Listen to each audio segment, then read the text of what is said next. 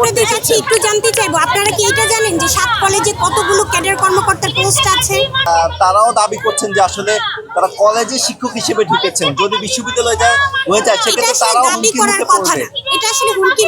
আপনি খুব ভালো করেই জানেন বিশ্ববিদ্যালয় হওয়ার পরে এই কলেজের এই ক্যাডার পোস্ট স্বাভাবিকভাবেই থাকবে, স্বাভাবিকভাবেই থাকবে না। সেই প্রশ্নটা তো আমার, যে আমার শিক্ষকরা কি করবে, এই প্রশ্নটা তো আমার।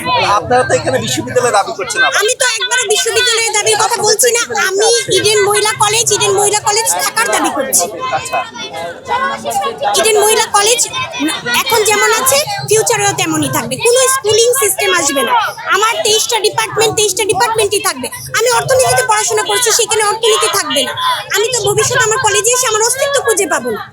এখন নর্মালি এক কথায় আপনাদেরকে তো বোঝানো যাবে না যে আমি আসলে কি চাচ্ছি। আমাদের 5 দফার পিছনে অনেক কিছু আছে। কি কি আছে আপনি এই 5 দফাটা একটু দেখেন। আপনি বলেন। আমাদের প্রথমত হচ্ছে ইডেনকে শুধুমাত্র নারীদের জন্য সংরক্ষিত রাখা, এটা একটা নর্মাল ব্যাপার। আমরা মহিলা কলেজে ভর্তি হয়েছে, এটা নারী শিক্ষাঙ্গনই থাকবে, সহশিক্ষা আসবে না। দ্বিতীয়ত হচ্ছে আপনার ডিপার্টমেন্ট বিলুপ্ত করা যাবে না, কোনো রকম ডিপার্টমেন্ট বিলুপ্ত করা যাবে না। বিশ্ববিদ্যালয়ে যে বেঁধে দেওয়ার সময়, এই সময়ও আমরা মানি না।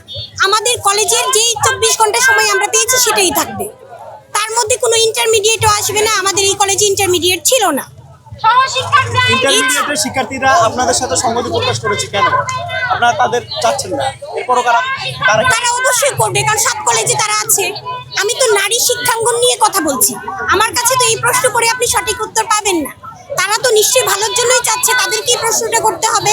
আপনাদের এই আন্দোলনের সাথে বর্তমানে যারা নতুন ভর্তি হবে, বিশেষ করে 24-25 সেশনে, তারা কতজন আছে? 24-25 সেশনে কোনো স্টুডেন্টের সাথে আমার কথা হয়নি। তারা আপনাদের আন্দোলনে কেন নেই? কারণ তারা নতুন ব্যাচ, নতুন ব্যাচে কোনো ক্লাস শুরু হয়নি। তাদের ভবিষ্যৎ নিয়ে কি ভাবছেন? আসলে তাদের ভবিষ্যৎ নিয়ে তো আমি পুরনো ছাত্রী হিসেবে কিছু ভাবতে পারবো না। এটা প্রশাসনের সিদ্ধান্ত, যারা ভর্তিটা করিয়েছে কর্তৃপক্ষ নিশ্চয়ই ভালো কোনো সিদ্ধান্ত খুঁজে বের করবে।